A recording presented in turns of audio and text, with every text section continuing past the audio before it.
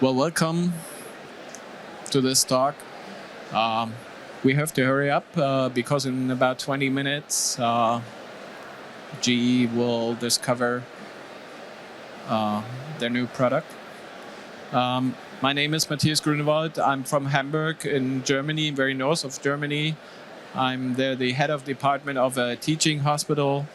I spent 18 years in a university hospital where I did a lot of studies with regard to the adequacy of anesthesia topic. That's why probably GE has invited me. So I've conducted a lot of research in this topic, starting at my doctoral thesis and then a lot of publications.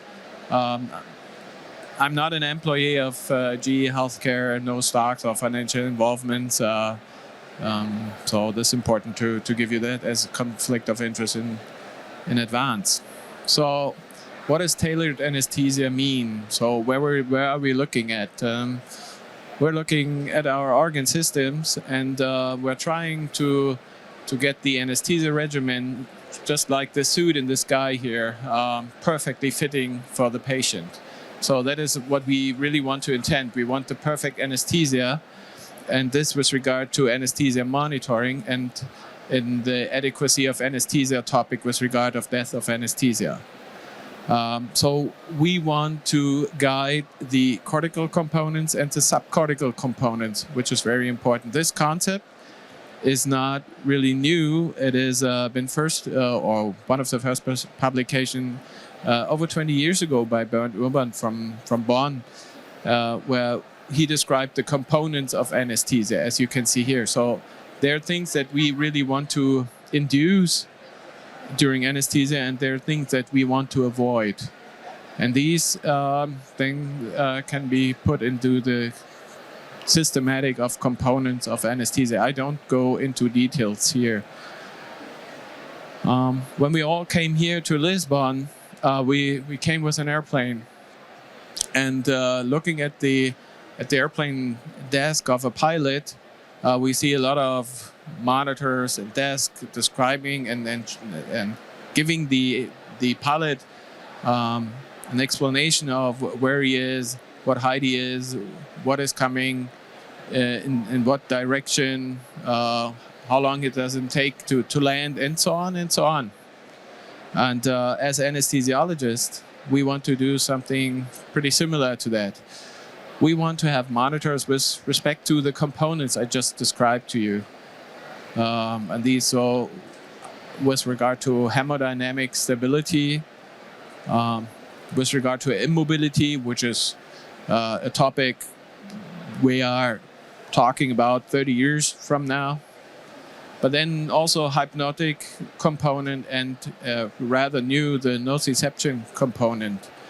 Because this is what we do, this is what what our anesthetics do. We give hypnotics, analgetics, and neuromuscular blocking drugs. And then we aim to be in the optimal range. We described this a couple of years ago. And the optimal range is not stable. It is depending on the stimulation intensity, and it has a inter-patient variance that is very important to include. So the same patient has different optimums for different stimulation intensities, and then it is our duty to be guiding anesthesia to be in this green spot, avoiding overdosage and underdosage. And very interesting that we have to do also in a timely manner. So it is depending how fast we are injecting anesthetics, not like shown in this example in this study, where we can see different EEG patterns when we do a slow or a fast induction of anesthesia. We all know that with respect to hemodynamics, that already short periods of hemodynamic instability or blood pressure below a certain threshold can have effect on our complication rate and even mortality in patients. So we have to be very careful and avoid those hemodynamic instability periods. And when we look on predictors of hemodynamic instability, we see that patients that come in with a already low blood pressure have an impact, and age has an impact. But when we go further, we see that propofol or opioid also have a high influence on the hemodynamic instability for anesthesia, and that is what we see in everyday life. How can we get better? I'll show you a study using the adequacy of anesthesia concept, and here EEG entropy. It's cardiac anesthesia, 2 groups, very rather small groups. They use entropy for their monitoring, and what you can see, it's shown here in the yellow box, is that patients in the control group not using entropy have a much higher drop in the blood pressure than patient being monitored. And we also see less propofol. So entropy guidance can help us to give hemodynamic stability during induction period. What about the maintenance period? So the period when anesthesia is walking its way through, we're on a flight mode. When we come back to the airplane, and or the comparison to the aviation business, there's this study also in cardiac surgery. This is off-pump surgery. What could they show using this concept by adequacy of anesthesia is reducing propofol, is reducing opioids, and reducing vasopressors. So it makes sense using the EEG not only for awareness, also for finding the exact dose of our anesthetics during the maintenance period. But is that all? Is our picture now complete? I would say no, because when we look at the monitors, we are missing the analgesia compartment. And for the analgesia compartment, we have now a surrogate that is helping us, and I go through that with you just in a little bit. Classically, without using these monitors, we're looking at hemodynamics, heart rate, blood pressure. We'll try to see whether the patient moves or not. But as said earlier, we are doing more and more minimal invasive surgical procedures, robotic surgery, and our patient is covered with straps. We don't see those movements that we used to see very easily in earlier times. And that makes it even more difficult to detect sweating or tearing and things like that. Our classical monitors for inadequate nociceptive monitoring. So research has been done using cortical and subcortical signals to have a look at those nociceptive pathways, and more or less successful. So autonomic responses, pupil responses, cardiovascular responses, movement, these all have been tried, and a simple index has done the following, has looked at the pulse plethysmographic signal, which is in place in every patient already. So we have the sensor in every patient already during the anesthesia period. And what you can see here is when you have a nociceptive event, your plethysmographic signal will change. The amplitude will change and the heart frequency will change. And that has been included. You see here the pulse amplitude being influenced by thermal stimulation, so heat or ice cold water. And you see the reaction. And this has been described into an index which is now called surgical plus index. It is transformed into a single number, and that is displayed on the anesthesia machine. It could be a value between 0 and 100 and gives you an information about the nociceptive input, or let's be more precise, the cardiovascular response to a nociceptive input. That is important when we talk later on maybe about influences on this value. We've in a study published in the British Journal, we have described patients that moved or did not move with respect to a tetanic stimulation using the surgical plus index. And as you can see here in the upper graphic, there's a higher increase in patients that moved to those that did not move. We did see some signal change also in patients that did not move. So looking more into detail, I like this, and I show this very often. This is the comparison of heart rate change and SPI change in discrepancy of the patients that moved or that did not move.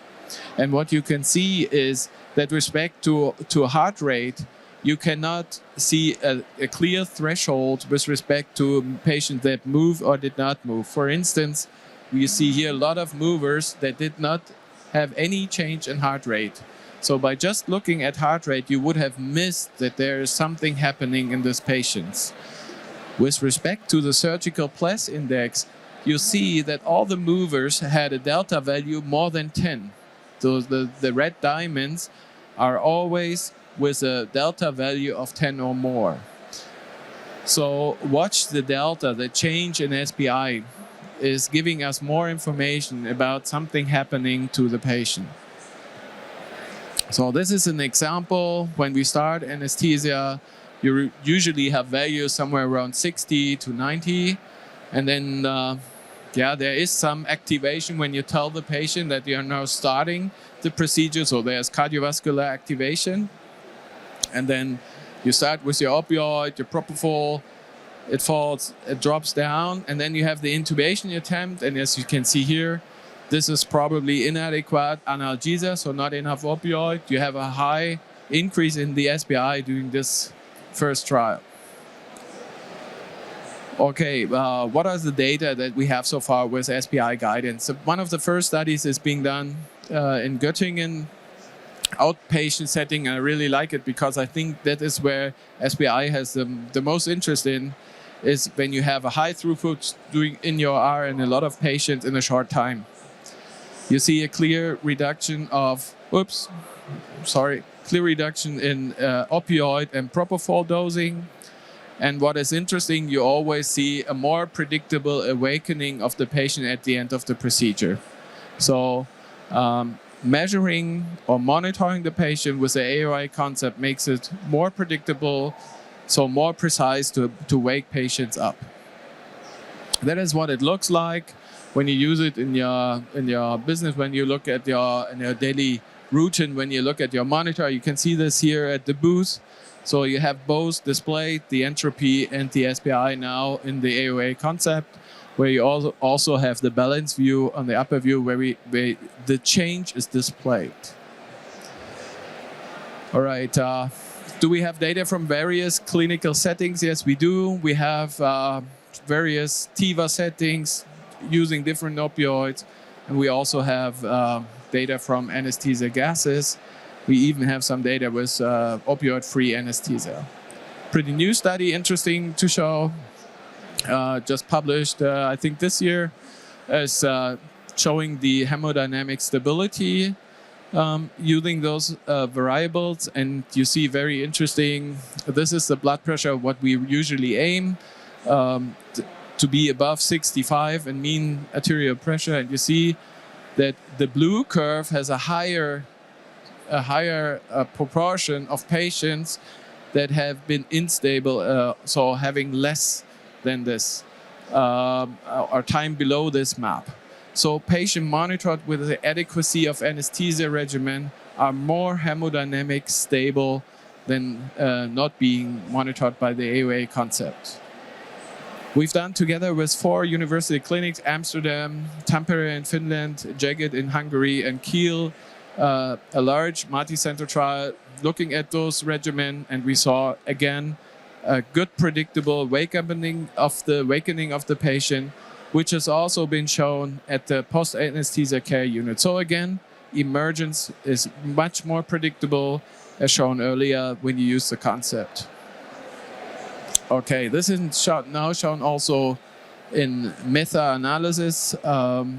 We have the data here, so we have an opioid-sparing effect when we use AOA. We have faster awakening, shown in a lot of different studies. And now we talk a little bit about the confounders. As I said, it is a cardiovascular response to noxious stimulation. So we are not measuring nociceptive pathways at the spinal cord.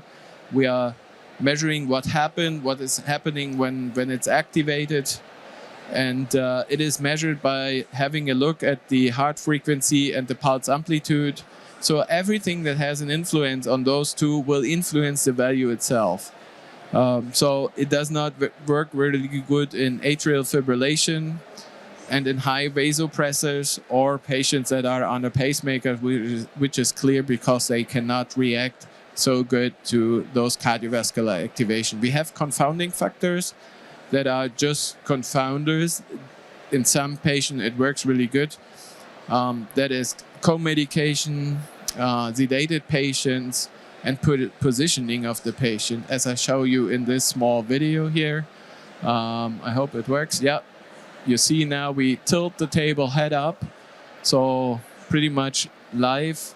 You see the value changing, the number increases, and that has nothing to do with nociception itself. It is just the cardiovascular response of the head tilt of the table. So just looking at the number is not saying, okay, we have nociception now. You have to put it in the clinical clinical setting. This has been also shown in studies. So head up, head down can be really easy be shown. You see here the use of vasopressors in Germany. Very common is a substance called Acrinor. It's a vasopressor and an inotropic agent. And this is the moment where we injected it. It takes about 17 to 25 seconds where you see the reaction again. Has nothing to do with analgesia or nociception. Where do we stand so far with that concept? I like this study. It's been just published, I think last year. And I put it in this kind of diagram so we can see where we have to improve. So we are pretty good with developing studies. This is number one. Clinical validation is pretty good. Pharmacological validation is okay. We have clinical utility studies. We have not so many outcome studies, and the economic validation is not so good at this moment. But I think we have a good step forward to use this in our clinical setting, even though the value is included in the monitor. We do not have to pay extra when we use it because it's recorded from the pulse plethysmographic signal. So I think by using the AOA concept, we get closer to tailored anesthesia, just as shown in these pictures, and every pilot would ask for that, or maybe even ask for a redundant system, so if one falls out, has a second one. We know it helps to stabilize hemodynamics, and I'm hoping that I could show you and convince you a little bit of that. We use less opioid and allow faster recovery of our patients.